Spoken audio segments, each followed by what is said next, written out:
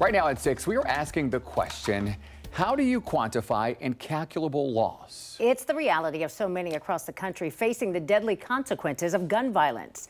The sheer volume of gun violence every week can make us feel that each shooting and the heartbreak that comes with it gets drowned out by the shooting that comes next. That's why our TEGNA stations across the country are launching a series of local investigations to provide some context to reveal that outcomes could be and should be different.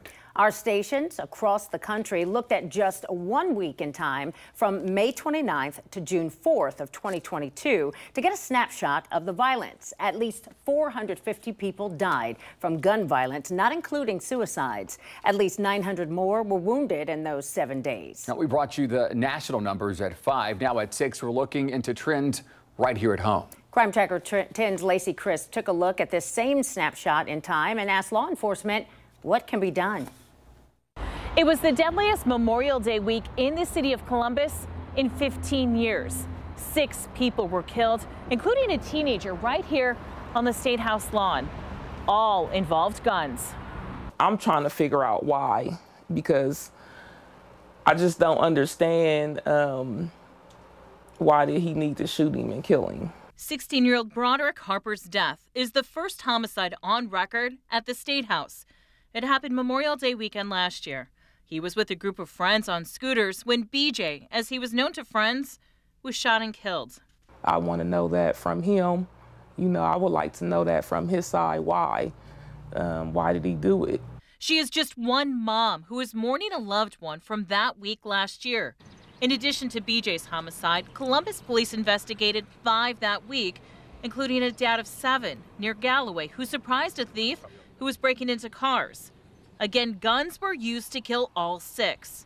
But I do think that there's something to be said that there are more people that we're encountering that have illegal, crime guns on them. Columbus Police Deputy Chief Smith Weir oversees the Major Crimes Unit.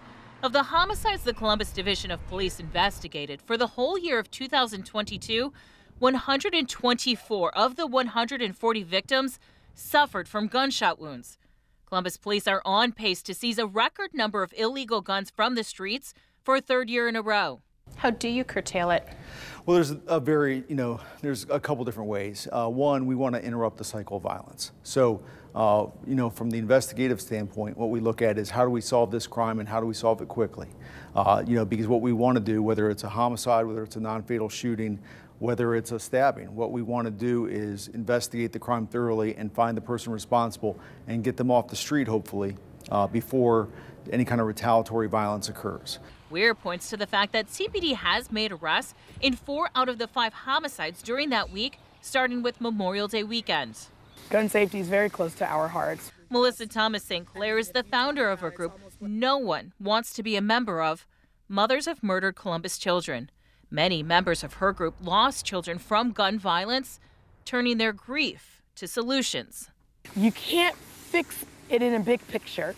I think we need to isolate and start chunking this now, maybe by zip codes. She contends groups like hers should work with other nonprofits and focus on smaller areas or age groups and seizing guns in the area or educating kids on what their lives will look like if they use guns illegally. She adds while Columbus police are solving more homicides, it's time for the other branches of the justice system to do their part. When I'm supporting this mother, not only in the pain of losing her child, but then seeing a sentencing that really doesn't meet the crimes, it becomes now, what conversations do we have to have? We also talked to Columbus Police Chief Elaine Bryant, who is urging all gun owners to lock up your guns. She says many of the guns being used in crimes have been stolen from cars. In Columbus, Lacey Crisp, 10 TV News.